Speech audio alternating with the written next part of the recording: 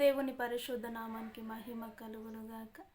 చక్కటి అవకాశాన్ని దయచేసిన దేవాతి దేవుడికి ప్రత్యేకమైనటువంటి వందనాలు తెలియజేస్తూ ఉంటున్నాను. ఈ సమయంలో పరిశుద్ధ గ్రంథంలో నుండి ఒక లేఖనాన్ని మనం చూసుకుందాం.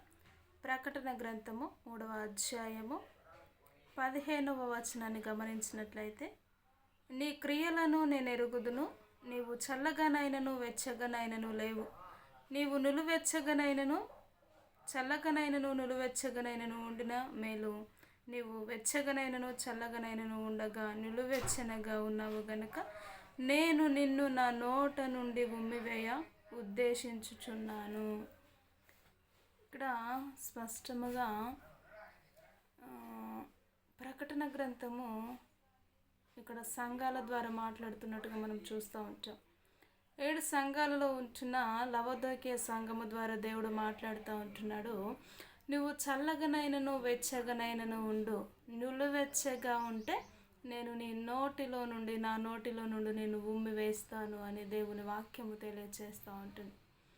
నులువెచ్చగా అంటే ఏంటి అని మనము గమనించినట్లయితే, అయితే అటు లోకము ఇటు దేవుడు అటు లోకానుసరమైనటువంటి జీవితము జీవిస్తూ లోకములో ఎన్నో బంధకముల చేత బంధించబడుతూ కూడా మరలా ఇట్లా దేవుని ఆరాధిస్తూ నేను క్రైస్తవుడను క్రైస్తవురాలను అని చెప్పుకుంటూ పాపాన్ని విడిచిపెట్టక పాపాన్ని జయించక ఇష్టానుసరముగా ఎవరైతే బ్రతుకుతారో వారిని నులివెచ్చని వారు అంటారు.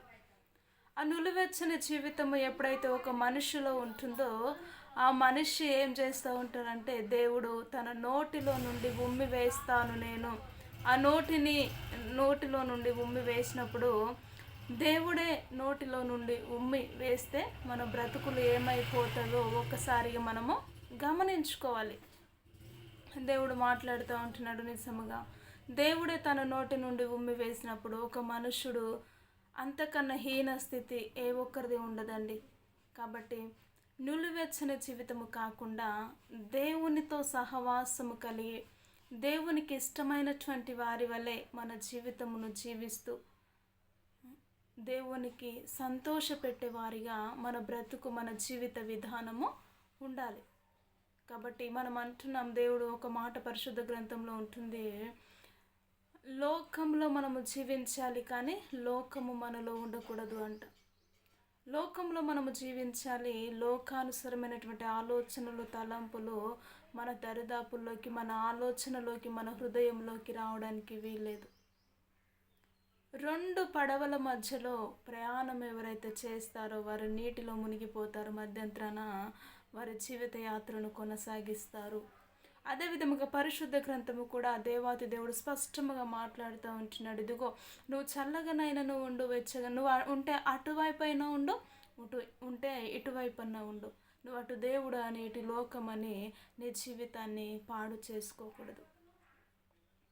స్పష్టంగా తెలియజేస్తూ ఉంటున్నాడు. దేవునికి అభ్యంతరములు ఏమి ఉండవండి. నువ్వు ఉంటే అటైనా ఉండొచ్చు, ఉంటే ఇటైనా ఉండొచ్చు. కానీ నువ్వు 2 పడవల మధ్యలో ప్రయాణము నాటకములు వేసిన ఎడల దేవుడు నిన్ను నోటిలో నుండి ఉమ్మి వేసిన మరుక్షణం నువ్వేమైపోతావు, ఈ లోకాన్ని విడిచి నరకమునికి వెళ్ళిపోతావు.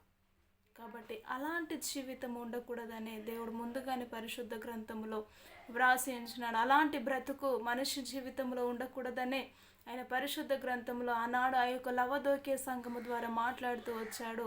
ఈరోజు నీతోటి నాతోటి ప్రపంచ మానవాళికి చెప్తా ఉంటున్నాడు, నువ్వు ఉంటే చల్లగనైనా ఉండు, ఉంటే వెచ్చగనైనా ఉండు, కానీ నులివెచ్చగా నువ్వు ఎప్పుడైతే ఉంటావో నా నోటిలో నుండి ఉమ్మి వేసిన మరుక్షణమే నువ్వు ఈ లోకాన్ని విడిచి వెళ్ళిపోతావు, దేశ సంచారి వల్ల అవుతావు, పాపపు జీవితము పాపపు బ్రతుకు పాపపు బంధకముల చేత బంధించబడతావు. అప్పుడు నరకానికి ఈడ్చుకుపోవలసిన పరిస్థితి వస్తూ ఉంటుంది. కాబట్టి అట్టి జీవితము ఏ ఒక్కరికి ఇష్టమైనటువంటి మార్గము కాదు. కాబట్టి నేటి దినము వరకు అలాంటి బ్రతుకును నువ్వు బ్రతుకుతూ వచ్చావేమో. ఒకవేళ దేవుణ్ణి అడుగుదాం ఈ సమయంలో.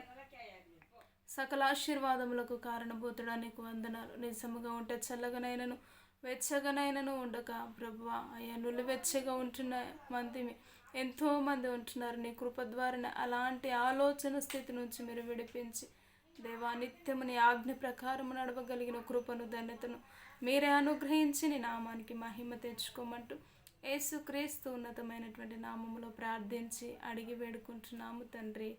Amen. Amen. Praise the Lord అందరికీ.